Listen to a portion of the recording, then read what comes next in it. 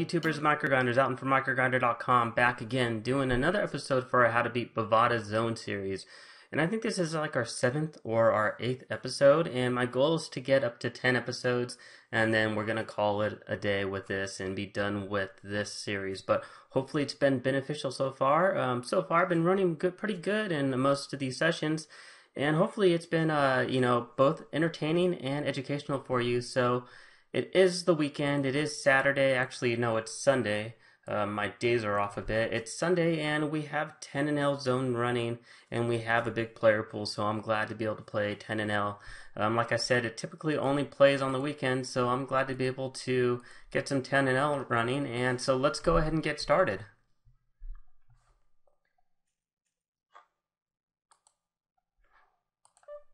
So won't be getting too out of line with a lot of the play here. Going to be playing pretty straightforward, and sometimes I'll be throwing in some 3-bet bluffs versus some late position opens. But for the most part, pretty standard play. And this guy, I can probably assume that he's 3-bet bluffing here a decent percentage of the time, but there's not much that I can do. So, I do have a blocker to the ace. It's a really big 3-bet sizing, so I'm just going to go ahead and fold. And versus this man 3-bet with my king 10 suited in position, I'm going to call. And it's an amazing flop for us. But it is a wet board texture, so I'm going to go ahead and bet on the bigger side. And easy snap call here, and hopefully he doesn't suck out.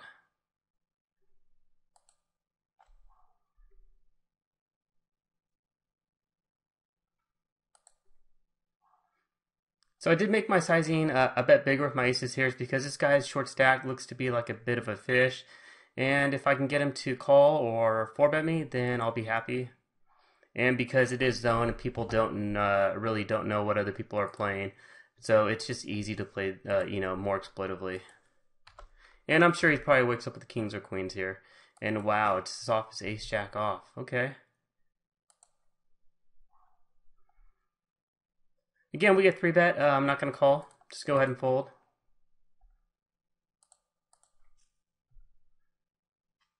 Ten jack off. I am going to just go ahead and fold.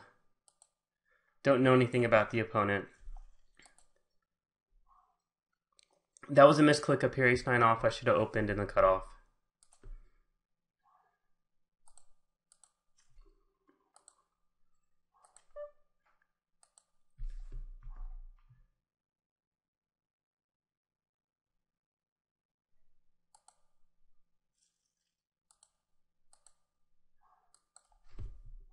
So when I first started playing zone a while ago, when I wasn't really as good as I am now, I've had a lot of variance and I didn't run that well, and I made the mistake of calling people too often, paying them off too light. So that's one of the things that I had to fix in my game is, and if you're going to take a stab to start playing zone and try to make it one of your primary games, is you have to understand what the typical player pool is doing here, and you don't want to be paying people off, especially with just something like a top pair, top kicker type of a hand where you're pretty sure you know that you're beat and they've got to have a set or better. So just pay attention to areas like that. Don't pay people off. Don't get tilted. Don't spew off chips. And you're going to save yourself a lot of money. But in general, because we are playing speed poker, you're going to see a lot more variance. Here, I think flatting's fine. I could 3-bet, but we're both semi-deep here, so I'm just going to go ahead and call in position with ace queen. But overall, in general, and versus under the gun open, I'm just going to go ahead and flat with my ace king. I think that 3-betting's fine, but I think that flatting sometimes is fine as well.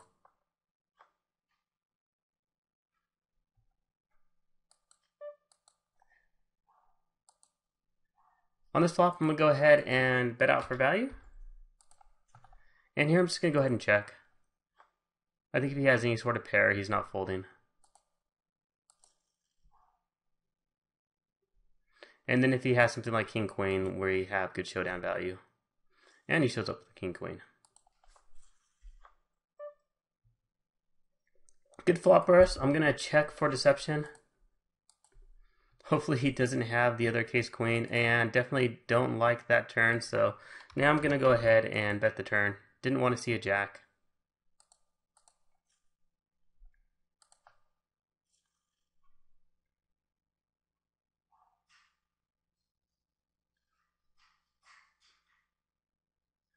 So if we had multiple callers, I would definitely call with a 5-6 suited, but heads up out of position versus the middle position open, just going to be an easy fold. Here I am going to go ahead and bet out just over half pot size bet. And we are betting here for value because if he doesn't have a jack, he can't call. If he doesn't have a straight draw, he really can't call. When he does call here, if he has a flush draw or the jack, then he just made his hand. So here we're just going to be checking. And interesting, I think that, potentially he could have a jack, but he's afraid of the heart. So again, I am going to just be checking, trying to get to showdown. And then when he bets the river, we have to be right 19% of the time. I just don't know what we beat here in his value range other than a pair of fours and pair of deuces. But it is such a small amount that I'm tempted to call for the video. I think that I'm probably right enough of the time if he's bluffing, so I'm just going to go ahead and call. Oops, and I timed out, unfortunately. So one thing with trying to make a video is trying to analyze it and make the call. So I guess I'll have to take a look at that in my hand history. I just don't know what he'd be betting there for 25 cents to entice the call. Here I'm going to just go ahead and overcall. Actually, no, I'm not. We have a couple deep stacks here, and they're probably likely to squeeze. So I'm just going to go ahead and fold. Ace-3 off, you could open there. I think folding's fine.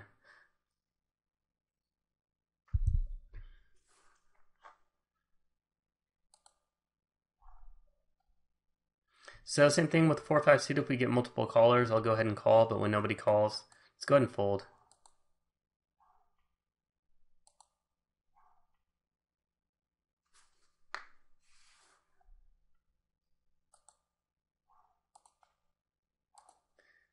And we have a limper, so I'm just going to go ahead and raise it up.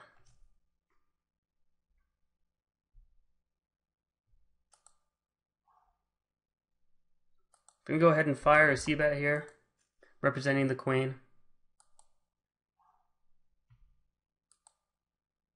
When he raises here, then I think he always has a queen, or he's just a really lucky fish and he trip fives. I'm just going to go ahead and make the fold. But this is a really good dry board texture just to represent the queen. Lots of people like to limp call with lots of weak aces and weak kings, so he's not going to hit that flop that often on such a dry board texture that's going to be fine for us to c-bet there and take it down a lot.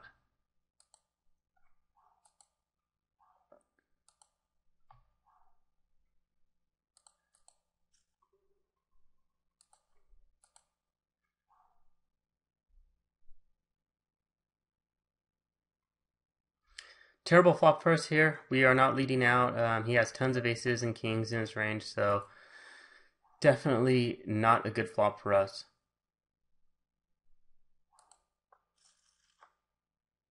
Good flop for us with the jack deuce. We have to be a bit wary of somebody having jack 9, but I am going to go ahead and lead out.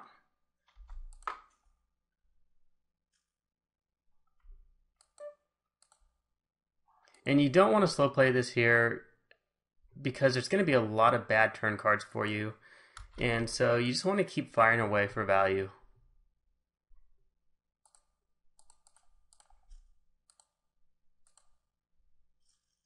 And here I made it a bit bigger because we have 2 limpers in the pot. And I'm out of position to this really fishy looking opponent.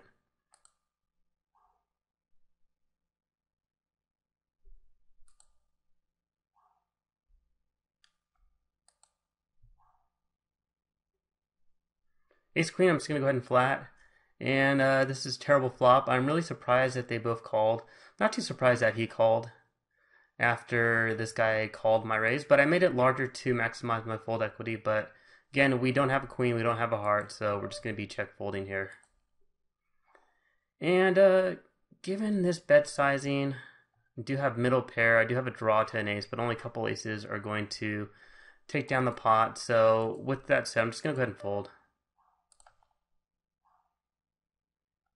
And we could very well have the best hand here.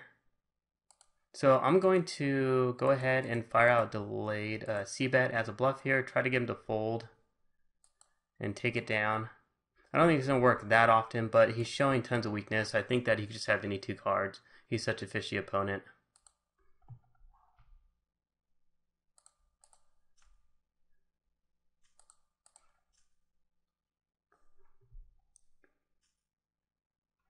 Ace sign off in position to this opponent. Actually, this opponent in position to me. Let's go ahead and check this board. Not that great of a board. Not much I can do with the 4. I can't rep anything with the 4. Here I'm just going to go ahead and flat. He has around 120 big blinds, so I think it's fine to flat there. And then on this board texture, I'm just going to go ahead and fold.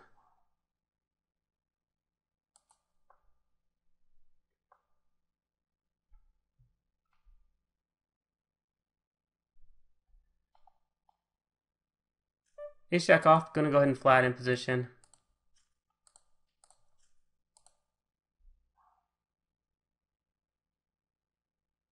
Ten queen on this board texture against a fishy open size, or I mean the fishy stack size and this little board texture. I'm just going to go ahead and check. And then here with the gut shot straight draw, go ahead and lead out for value here if he doesn't have 9 or 10. And then when he jams, go ahead and fold. Super fishy move there. Not really sure what he's trying to do there in terms of maximizing value, but definitely folding that hand. And unfortunately, I timed out up here on this hand.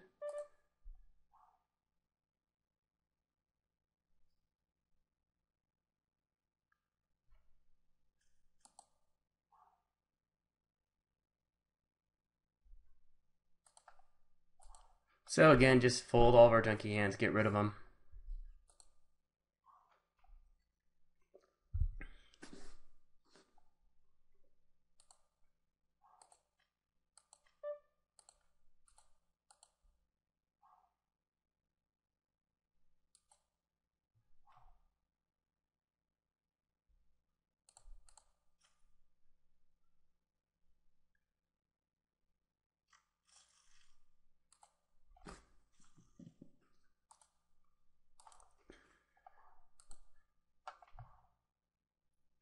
So like you're probably seeing is that I'm not opening a wide range in the small blind or on the button.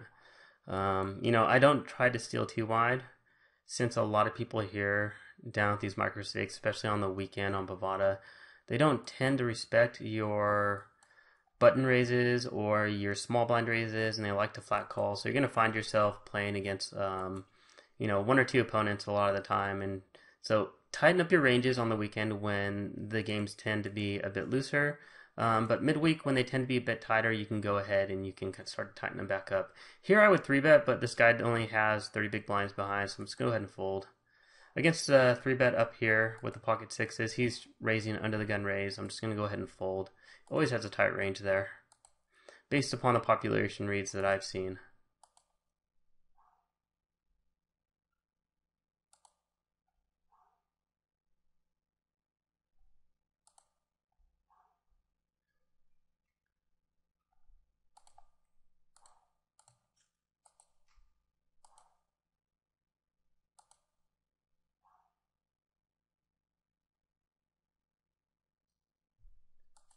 Not much we can do on this board texture other than check.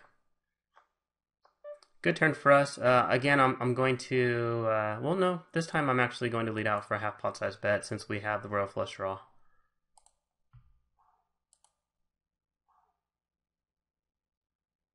And if you think about it, if somebody flopped trip aces, they would go ahead and check the river anyways.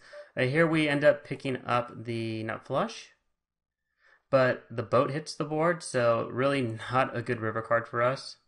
If he bets, we pretty much always have to fold here. He has no bluffs in his range. He either has an ace or a 7, so just go ahead and fold your hand.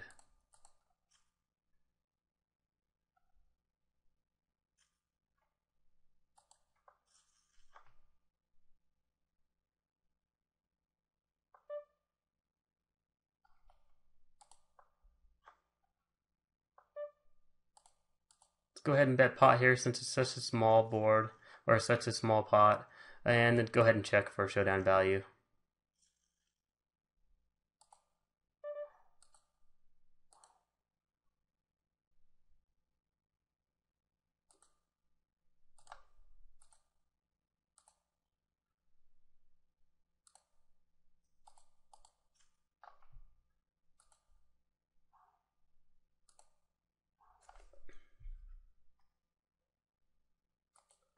Ace deuce suited I would call if multiple people called, but I'm never calling ace deuce suited versus an under the gun raise. Just gonna find yourself in a lot of dominated spots. Here I'm happy to raise and try to get it in against the short stack.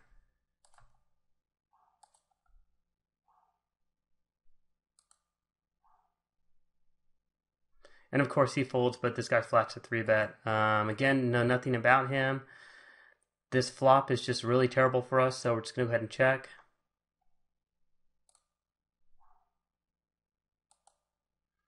And then again, I don't know what he's going to be folding here, so I'm going to go ahead and check again.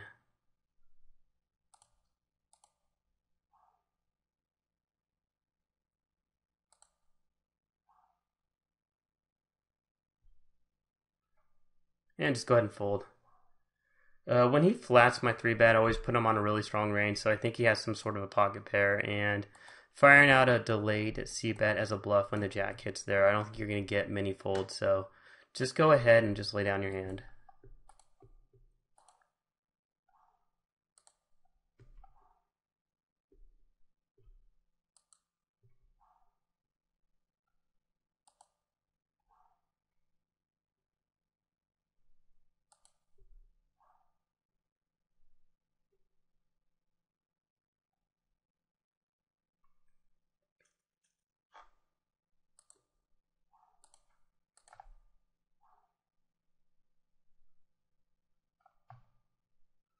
Queen 10 suited in middle position, I typically don't open this hand.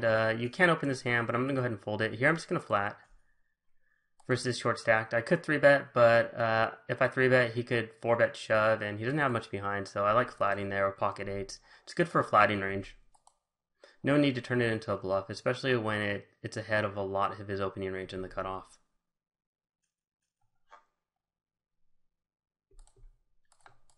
I'm going to go ahead and fire out a bet on the turn, hoping that he doesn't have a club or a 9. And when he calls, we're pretty much done with this hand. He has just, not much over a pot-sized bet left there. I don't think he has a queen too often. Hopefully he just has a 1 club and we take it down. But he ends up hitting a pair of 9s on the turn. So, that's the one thing he wasn't going to fold there.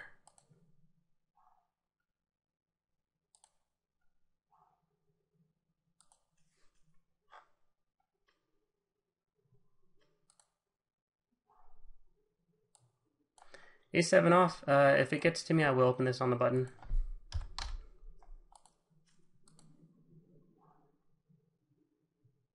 Ace Jack off. Gonna go ahead and raise the limper.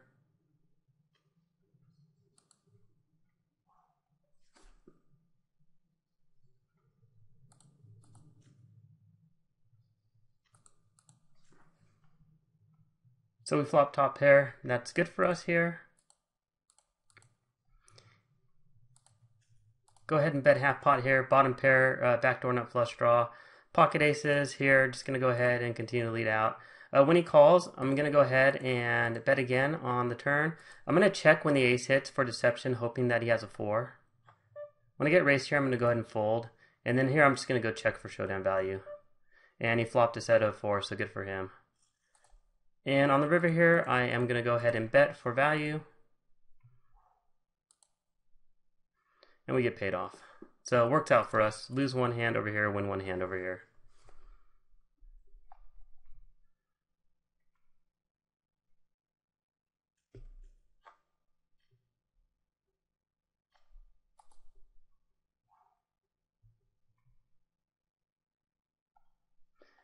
Ace-3 offsuit, I could turn this into a bluff. Let's go ahead and fold. And Queen 10 off, I could go ahead, and I am going to go ahead and raise the limper. Make it a bit on the larger side. I think it's a bit marginal. But when he calls, this board texture sucks, so go ahead and check.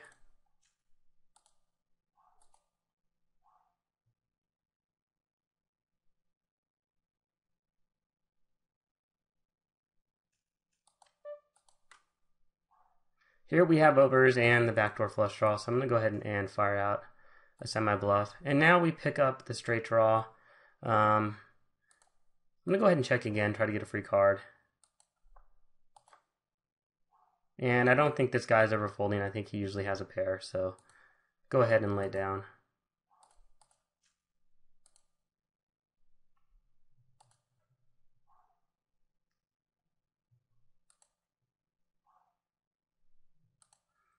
Go ahead and check the sixes here.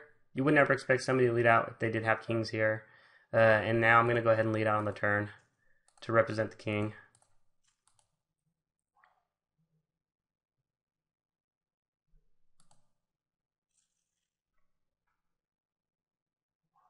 So I get min raised by a fishy opponent. I'm just going to go ahead and flat since I am in position. Out of position, I'd probably just re-raise and look to get it in. On this board texture, we don't have any hearts. Straight's there, flush draws there. And against the min raise here, I am just going to flatten position with the sevens. And we'll just go ahead and fold. I think he always probably has a pair there.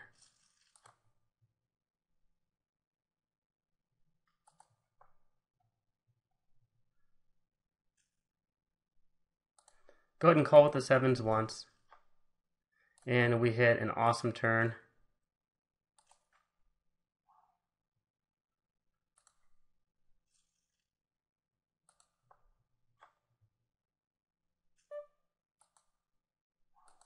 Here I'm going to go ahead and raise it up. But we're not going to make it too big because he doesn't have much behind.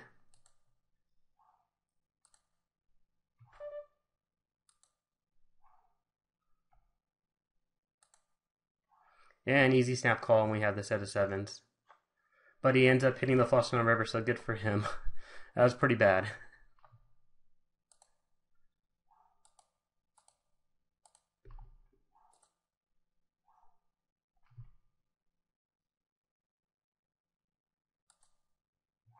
But really all that matters there is that we got all in with the best hand on the turn.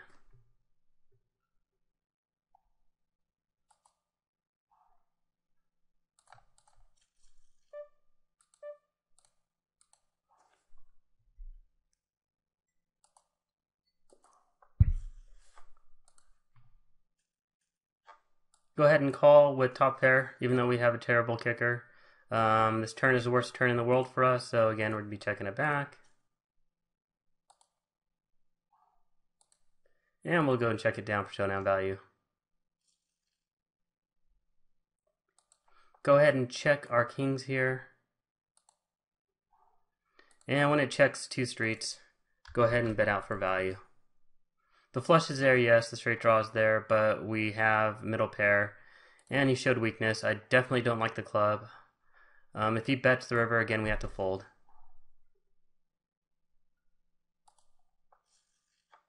And again, worst river in the world for us there, so go ahead and lay down your hand and live to play another day.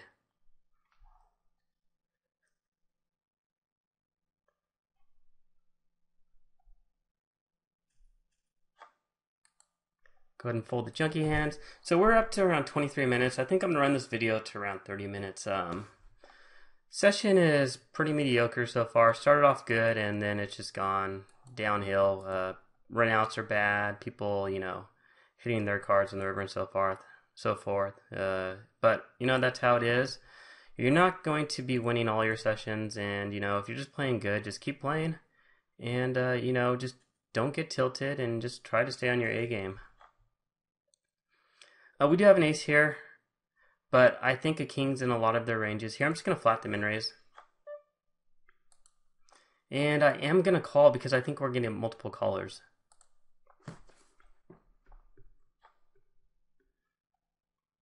And this is a pretty good flop for us. No point to donk out here when we flop the nut flush draw. Here again, I meant to call that earlier. I definitely am calling that. And on the river here, for pot size bet, for just a gutter, I'm just going to go ahead and fold. And here I'm calling, never folding here with the nut flush draw. And now we pick up the wheel plus the nut flush draw. No point in raising up here with the kings. Obviously we're raising it up, just make it a pot size bet. Unfortunately we missed out, so we're done with this hand. Not what we wanted to happen when we had our 12 outs on the turn. We get two callers here. Easy just to bump it up. No point in keeping it small. Hopefully somebody doesn't have trip jacks with set of jacks. And we have the second nut flush draw, so I'm just going to get it in on the turn. Hopefully he doesn't have spades.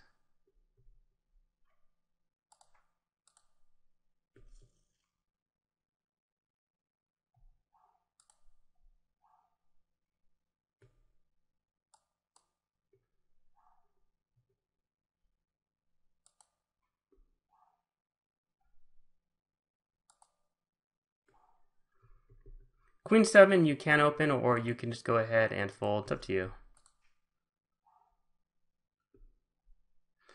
Good flop for us.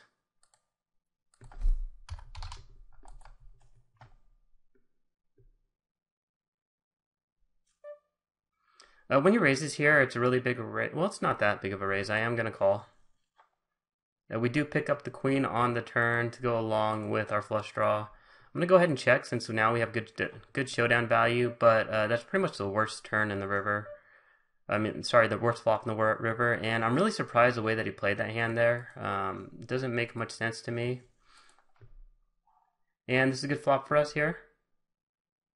Really dry board texture, so just going to go ahead and flat with the 5s.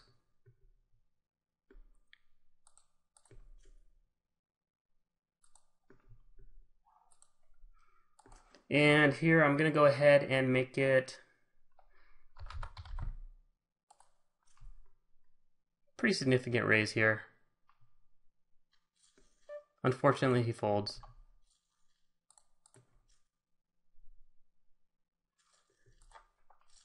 Good flop for us here.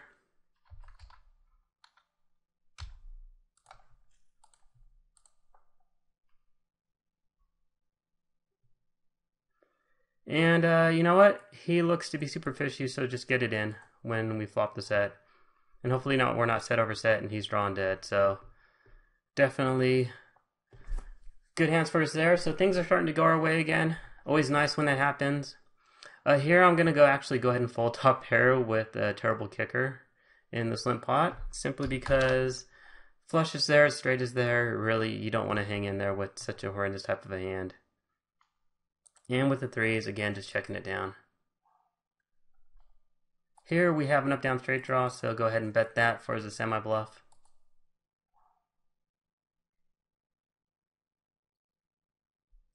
And when he calls a flop, the 3 doesn't change it much, so I don't think he's going to fold to bet on the turn, so I'm just going to go ahead and check. Try to take a free card to get my hand. And we miss out, we're just pretty much done with the hand.